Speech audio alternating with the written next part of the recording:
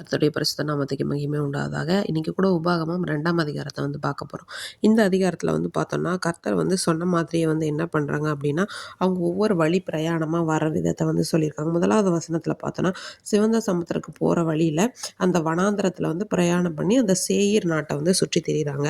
அப்போ கர்த்தர் மோசையை பார்த்து சொல்கிறாங்க, நீங்கள் இந்த மலைநாட்டை சுற்றி திரிஞ்சதெல்லாம் போதும், இப்போ வடக்கு புறமாக திரும்பி நீங்கள் போங்க. அங்கே நீ என்ன சொல்லணும் ஜனங்களுக்குன்னா, அந்த சேயீரில் இருக்கிறது ஏசாவோட புத்திரர், அவங்களுக்கு நம்ம அந்த இடத்த கொடுத்துருக்கோம் அப்படின்னு சொல்லிட்டு சொல்கிறாங்க. அவங்க உங்களுக்கு பயப்படுவாங்க.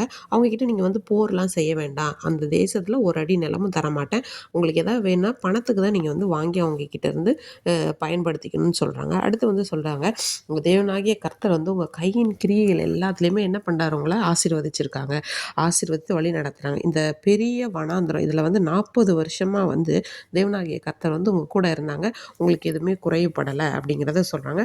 அதுக்கப்புறமா அது அடுத்தடுத்த வசனங்களில் ஒவ்வொருத்தர் வழியாக அப்படியே கடந்து வர்றதை பற்றின ஒரு சம்மரி மாதிரி அதில் என்ன பண்ணிருக்காங்கன்னா, ஒரு வரையறையை கொடுத்துருக்குறாங்க. எங்கேருந்து எங்கே போனாங்க, அப்புறம் அங்கே அம்மோன் புத்திரர் இருந்தாங்க, அவங்க எப்படிப்பட்டவங்களாக இருந்தாங்க, ராட்சதருடைய தேசமாக இருந்தது, அதில் ராட்சதர் கூடியிருந்தாங்க அப்படின்னு. அம்மோனியரை அவங்க எப்படி சொல்லுவாங்க அப்படின்னா சம்சூமியர்னு சொல்லுவாங்க அப்படிங்கிற மாதிரியான சில வரையறைகளை கொடுத்துட்டு அடுத்து என்ன சொல்கிறாங்கன்னா, இந்த அவங்க என்ன பண்ண ஆசிரியம் தொடங்கி ஆசா மட்டும் இருக்கிற அந்த ஆவியர் அப்படிங்கிற ஒரு குரூப் ஆஃப் பீப்புளை அவங்க அழிச்சிட்டு அதில் குடியேறினாங்க அப்படின்னு சொல்லிட்டு.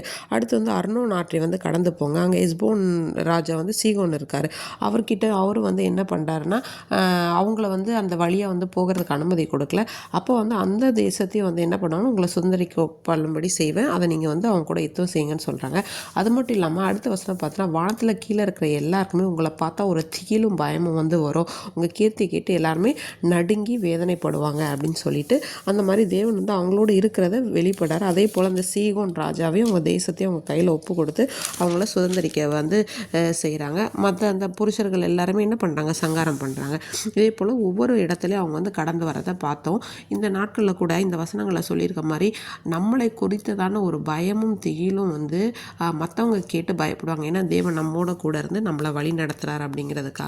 இப்போது நிறைய பேர் அவங்களுக்கு 40 வருஷம் வனாந்திரத்தில் நடத்தினார் தேவன். இன்றைக்கி கூட நம்ம வாழ்க்கையில் 40 வருஷம் இல்லை, ஒரு நாளும் இப்போ கேட்குறவங்களுக்கு எத்தனையோ வயது இருக்கலாம், இல்லை சொல்கிற எனக்கு வயது இருக்கலாம், நம்ம பிறந்த நாள் முதல் இப்போ வரைக்கும் ஒரு நிமிஷமும் ஒரு நாளும் நமக்கு என்ன தேவை, என்ன வேணும், எது நல்லது எது கெட்டது அப்படிங்கிறத ஒரு தகப்பனுக்கும் தாய்க்கும் மேலாக இருந்து நடத்துகிற தெய்வம் நம்மோடு கூட இருக்கிறாரு. எப்படி அந்த இஸ்ரவேல் ஜனங்களுக்கு ஒரு குறைவும் இல்லாமல் அவங்களை ஆசீர்வதித்து வந்தாரோ அந்த வனாந்திரத்திலே நம்முடைய தேவனாகிய கர்த்தர் இந்த காலகட்டத்திலே அவர் நம்முடைய கூட இருந்து நம்மளை ஆசீர்வதித்து வழி நடத்த வல்லவர் என்பதை விசுவாசித்து வழி நடக்க கடவோம். ஆமீன்.